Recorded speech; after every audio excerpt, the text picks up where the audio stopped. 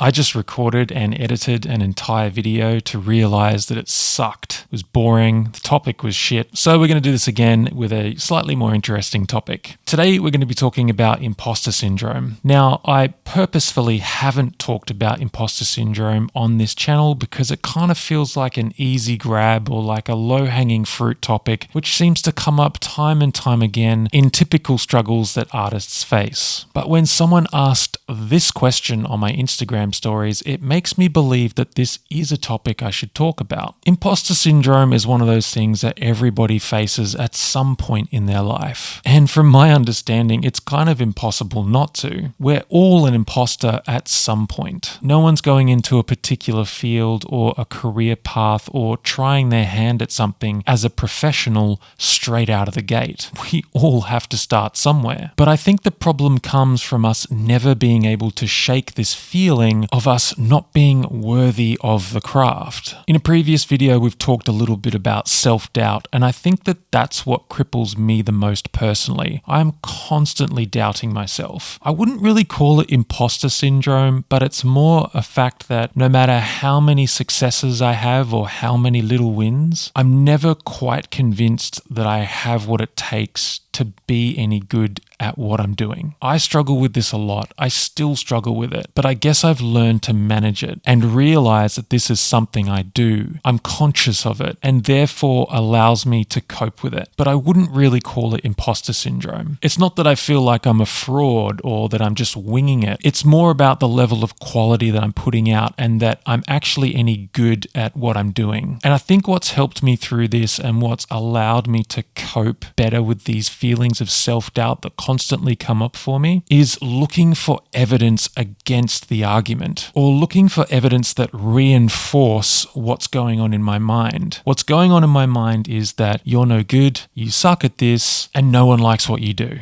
And every time I go searching for this evidence, it's nowhere to be found. And in doing so, I've created this kind of affirmation feedback loop so that when these feelings come up, I can cancel them out straight away because there's no evidence to support the argument of what's going on in my mind. So for anyone who is struggling with imposter syndrome, my advice would be to look for evidence to support that. And chances are you won't be able to find any. Looking at things realistically and having a real self-awareness of where you are on your own progress to professionalism or whatever it is that you're seeking and going, you know what, I'm still learning, I'm still on my way up, but I'm confident in where I'm at and that things will progress as I'm going. And another thing I think is really important to mention here is this level of importance that we put on whatever we feel like we're an imposter at. It's because it's so important to us that we feel like an imposter. Do you get what I'm saying here? Like, the more important this is to us to be good at it, the more we're going to feel like an imposter. If it's making music that you feel like you're an imposter at, it's because making music is really important to you. Perhaps the most important thing to you. I truly believe if we didn't really care about making music, then we wouldn't really feel like an imposter. It's this level of importance that music is to us that makes us feel like an imposter in the first place. I've had a lot of hobbies and a lot of passions over the years, but I've never felt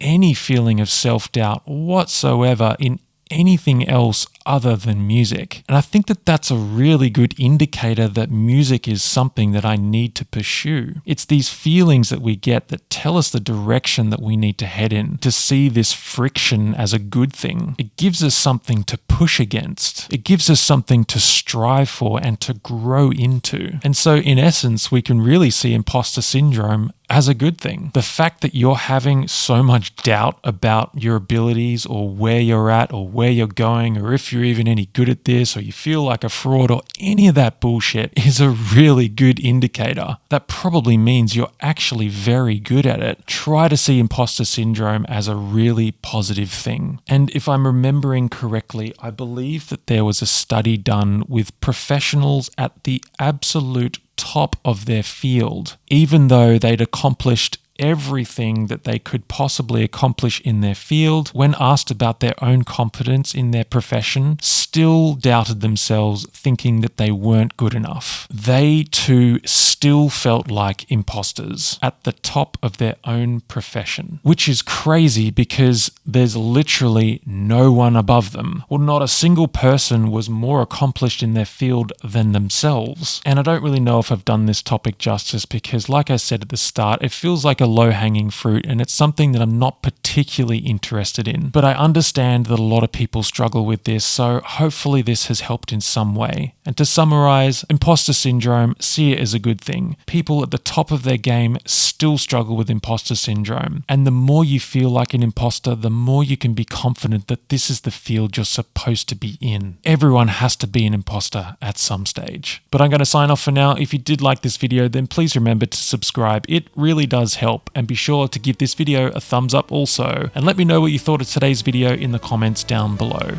Until next time, keep creating. Bye for now.